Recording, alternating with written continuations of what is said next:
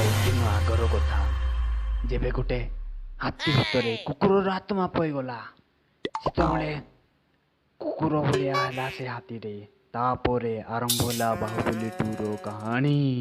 ଏ ତୁ କଣ ପାଇଁ ଭୁକୁଛୁ? କୁକୁର ଏମିତି ଭୁକିବା କଥା? ସରି ତ ହାତୀଟା ନେଇକି ଆବେ ଆବେ ହାତୀ ବାୟା ହେଲା। ହାତୀ ବାୟା ହେଇଗଲା। ଚୁତିଆର ଧୀର ହାତୀ ଚୁତିଆ କଣ ହଉଛ ବେ? ଧୀର ଆବେ ବାବାଜୀ ତୁ ଧୀର ବେ। ହଁ ବେଶୀ କଥା କହୁଛି। ଆଇଲା ବାହୁବଲି ଆଇଲା। ବାହୁବଲି ସାମ୍ରାଜ୍ୟ। ଗୁପଚୁପ ଖାओ ଗୁପଚୁପ। ଆବେ ଚୁତିଆ ଇଏ କଣ ଆଣିଛି ବେ? ବାହୁବଲି। ଆବେ ଗୁପଚୁପ ବିକିଲା ହାତୀକୁ। ହଉ ଖାଉ ହାତୀ ଖାଉ ଗୁପଚୁପ ଖାଉ। ଧୀର ରହିଗଲା।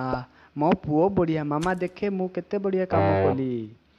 ବାରେ ବେଟା ତୁ ଏତେ ବଢିଆ କାମ କଲୁ। ତୁ ମାହିଷ୍ମତିକୁ ବଞ୍ଚେଇ ଦେଲୁ ରେ ବାପା। ଧଣ୍ଡବଲି ମା ମୁଁ ଧଣ୍ଡବଲି ନା ମୁଁ ବାହୁବଲି।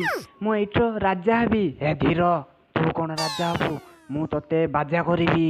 ହଁ ଜାଣିଥା ଯେ ନା ମୁଁ ରାଜା ହେବି।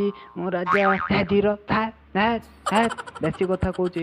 ଧୀର ହଁ ପୁଅ ତୁ ରାଜା ନାଇଁ ରେ ତୁ ମହାରାଜା। ତୁ ଏଇଠର ମହାରାଜା ବୁଝିଲୁ।